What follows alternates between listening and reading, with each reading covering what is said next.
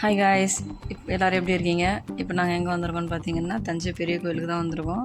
நாங்களே நினைக்கல இந்த கோயிலுக்கு வருவோம்னு சொல்லிட்டு. ரொம்ப நாள் ஆசை நீங்கள்லாம் போய் சுற்றி பார்க்கணுன்னு. எப்படியோ திடீர்னு ஒரு வழியாக வந்துட்டோம். அப்புறம் வந்துட்டு கோயில் உள்ள போனோம். கோயில் உள்ள போனோடனே ஃபஸ்ட்டு என்ட்ரன்ஸ் பெரிய கோபுரம் இருந்துச்சு. அந்த கோபுரம்லாம் பார்த்துட்டு அதுக்கப்புறம் உள்ளே போயிட்டு அந்த கார்டன்லாம் இருந்துச்சு, அதெல்லாம் பார்த்தோம். அப்புறம் நாங்கள் ஒரு மேப்பும் ஹிஸ்ட்ரியாக இருந்துச்சு, அதெல்லாம் பார்த்துட்டு படிச்சுட்டு அதுக்கப்புறம் இன்னொரு கோபுரம் இருந்துச்சு. அந்த என்ட்ரன்ஸ் கோபுரத்துக்கு அடுத்து இன்னொரு கோபுரம் இருந்துச்சு. அதையும் பார்த்துட்டு அந்த மதில் சுவர் எல்லாமே அதில் இருக்க சிற்பங்கள் எல்லாமே அவ்வளோ அழகாக இருந்துச்சு. அது எல்லாத்தையும் பார்த்தோம். அதுக்கப்புறம் உள்ளே போயிட்டு நந்தி பார்த்தோம், பெரிய நந்தி. நாங்கள் ஃபஸ்ட் டைம் இப்போ தான் அவ்வளோ பெரிய நந்தியை பார்க்குறோம். அப்புறம் அந்த நந்தியை பார்த்துட்டு சாமி கும்பிட்டுட்டு அதுக்கப்புறம் கீழே இறங்கி ஃபோட்டோலாம் எடுத்துகிட்டு கீழே இறங்கி கொடிமரத்துக்கிட்ட வந்துட்டோம். கொடிமரத்துக்கிட்ட வந்துட்டு சாமி கும்பிட்டுட்டு கொடிமரத்துக்கு ஆப்போசிட்லேயே இன்னொரு நந்தி இருந்துச்சு. அந்த நந்தியும் பார்த்துட்டு அங்கே போய் சாமி கும்பிட்டுட்டு அதுக்கப்புறம் சரி சாமியை போய் பார்த்துட்டு வரலாம் அப்படின்னு சொல்லிட்டு நேராக கோபுரத்துக்கு போயிட்டோம். கோபுரத்துக்கு மேலே இருந்து அந்த 80 டன் அப்படி அந்த ஒரே பாறையில் செஞ்சது கோபுரம் அப்படின்னு சொல்லிட்டு படிச்சிருக்கோம்ல, அது எல்லாத்தையுமே பார்த்து அதே மாதிரி அது 216 அடி அப்படின்னு சொல்லிட்டு அதெல்லாம் பார்த்துட்டு அதோட உள்ள கலந்துட்டோம். நாங்கள் போன நேரம்னு பார்த்து கோயில் சன்னதி மூடி வச்சுருந்தாங்க. சரி அந்த அசதியில் கொஞ்சம் நேரம் ரெஸ்ட் எடுத்துகிட்டு அங்கே இருக்க சிற்பங்கள் எல்லாத்தையும் பார்த்துட்டு இருந்தோம். அப்புறம் ஒரு வழியாக கோயில் நட திறந்துட்டாங்க. அப்புறம் சாமி பார்க்க கிளம்பிட்டோம்.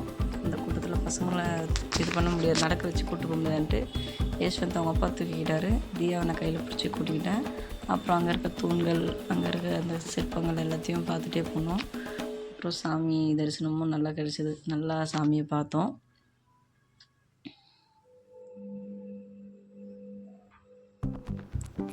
அப்போ சாமி பார்த்து முடிச்சுட்டு வெளியே வந்ததுக்கப்புறம் அந்த கோபுரத்தோட நிழல் கீழே தரையில் படாது அப்படின்னு சொல்லிட்டு கேள்விப்பட்டிருக்கோம் இல்லையா, அதை தான் என் பசங்களுக்கு காட்டிகிட்டு இருந்தேன். இந்த கோபுரத்தோட நிழல் கீழே விழாது அப்படின்னு சொல்லிட்டு நான் தியா கிட்டே சொல்லிகிட்டு இருந்தேன். அது எப்படிமா அப்படின்னு சொல்லிட்டு என்ன கேட்டால் அதுதான் இந்த கோயிலோட சிறப்பு அம்சம் அப்படின்னு சொல்லிட்டு அவர்கிட்ட சொல்லிகிட்டு இருந்தேன்.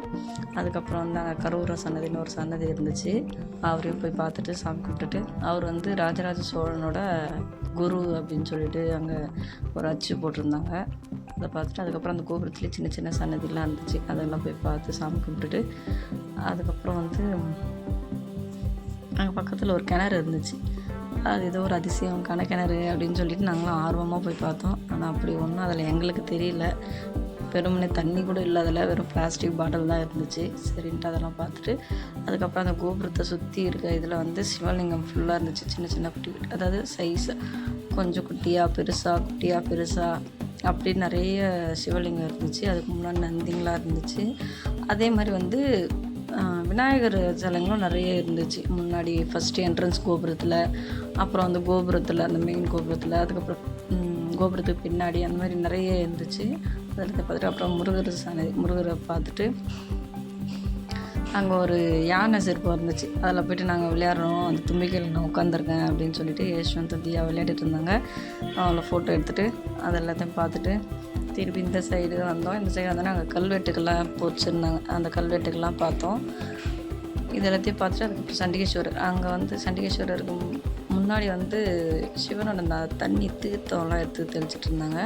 நாங்களும் போய்ட்டு அதை தெளிச்சிட்டு அதுக்கப்புறம் சண்டிகேஸ்வரரை பார்த்தோம். சண்டிகேஸ்வரரை பார்த்துட்டு அங்கே என் பையன் அது மேலே நின்றுட்டு அவங்க அப்பா கிட்ட, அப்பா நான் மேலே இருக்கேன் பாருங்கள் அப்படின்னு சொல்லிட்டு அவங்க அப்பா கூட விளையாடிட்டு இருந்தான். அதோட சாமி கும்பிட்டு இறங்கி வந்துட்டோம். இறங்கி வந்தோடனே என் பசங்க ஓடி பிடிச்சி விளையாடிட்டு இருந்தாங்க அந்த இடத்துல. அப்புறம் இதெல்லாத்தையும் முடிச்சுட்டு அதுக்கப்புறம் அங்கே ஒரு அம்மன் கோயில் இருக்குது அப்படின்னு சொல்லிட்டு எங்கள் ஹஸ்பண்ட் சொன்னார்.